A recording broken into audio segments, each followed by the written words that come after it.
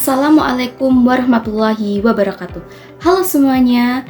Di sini saya memilih topik yang pertama, yaitu tentang analisis implementasi layanan publik digital di Indonesia, yaitu aplikasi e-government mobil JKN. Video ini untuk memenuhi tugas evaluasi akhir semester saya. Sebelum masuk ke pembahasan, izinkan saya memperkenalkan diri terlebih dahulu.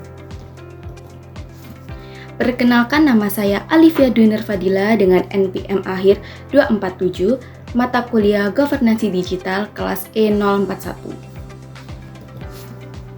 Nah, yang pertama, apa itu aplikasi mobil JKN? Mobil JKN adalah aplikasi mobil resmi yang dikembangkan oleh BPJS Kesehatan untuk memudahkan peserta Jaminan Kesehatan Nasional atau JKN mengakses layanan kesehatan secara digital kapan saja dan di mana saja dapat diakses.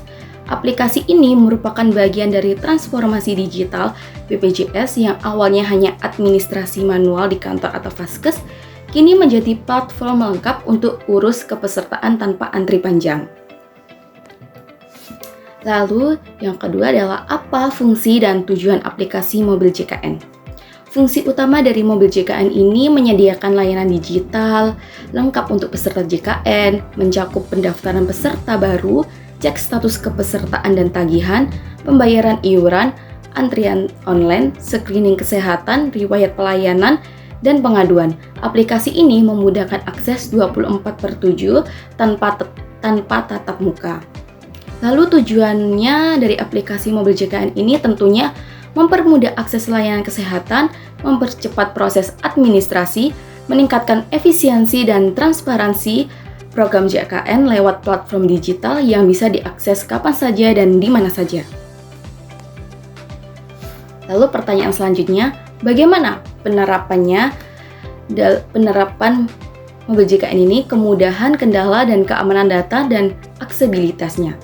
Dari sisi kemudahan, mobil JKN cukup membantu karena peserta dapat daftar antrian poli, cek jadwal operasi, dan cek vaskes terdekat hanya lewat HP. Jadi mengurangi tatap muka dan antrian fisik, mengakses informasi kepesertaan, iuran, dan riwayat pelayanan secara real time sehingga tidak perlu tanya ke loket. Namun, di lapangan dalam praktiknya masih ditemui sejumlah hambatan. Aplikasi ini mengalami gangguan seperti lambat atau mati mendadak saat beban pengguna memuncak yang mengganggu kenyamanan akses. Proses penggantian fasilitas kesehatan atau update data sering gagal, sehingga peserta terpaksa menghubungi layanan pelanggan atau mendatangi kantor BPJS secara langsung. Kode verifikasi OTP tak selalu masuk tepat waktu, khususnya di daerah sinyal lemah atau saat pulsa menipis, yang menghalangi proses masuk dan pendaftaran, serta kesenjangan pengetahuan digital serta konektivitas internet yang belum merata. Terlebih lagi di kawasan dengan infrastruktur jaringan yang kurang memadai.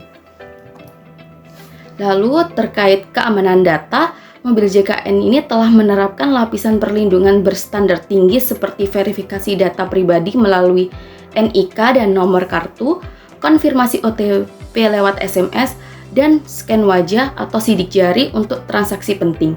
Selain itu, aplikasi ini juga menggunakan encrypt end-to-end untuk lindungi informasi kesehatan dan transaksi, serta patuh pada regulasi UU PDP 2022 dengan audit rutin oleh BSSN.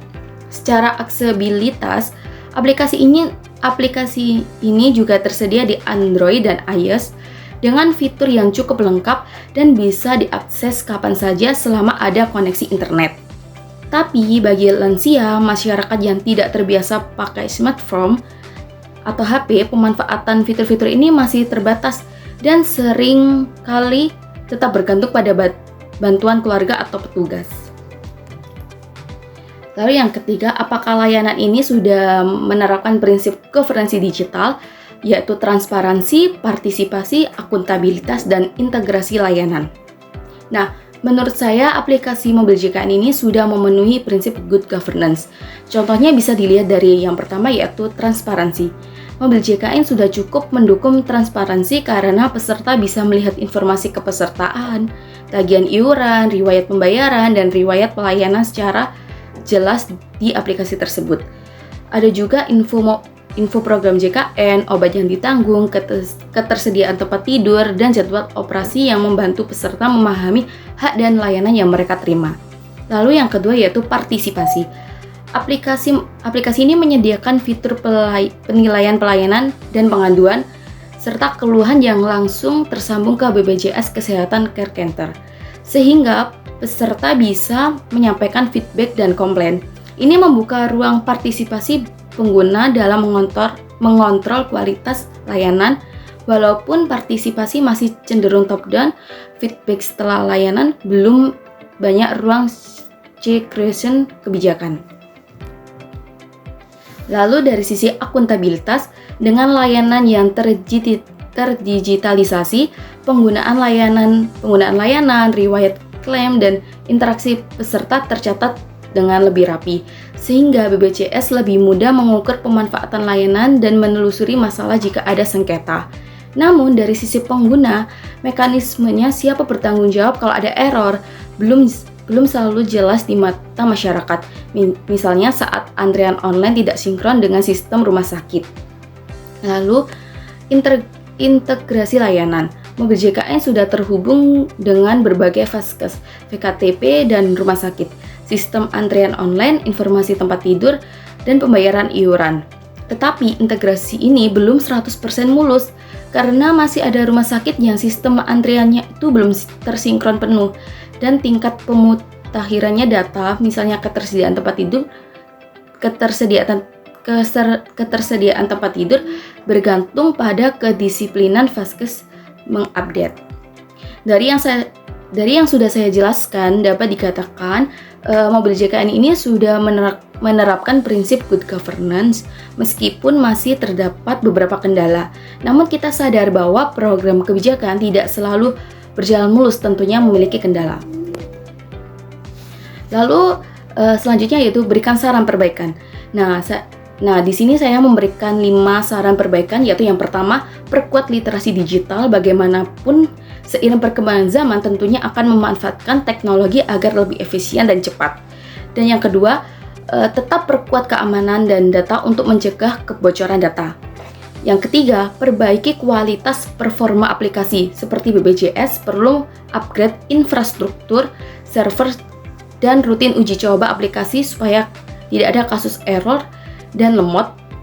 Yang keempat, perluas ruang partisipasi. Bukan hanya fitur komplain, tetapi juga survei berkala, forum atau fitur polling di aplikasi untuk menjaring masukan pengguna terkait pengembangan fitur baru.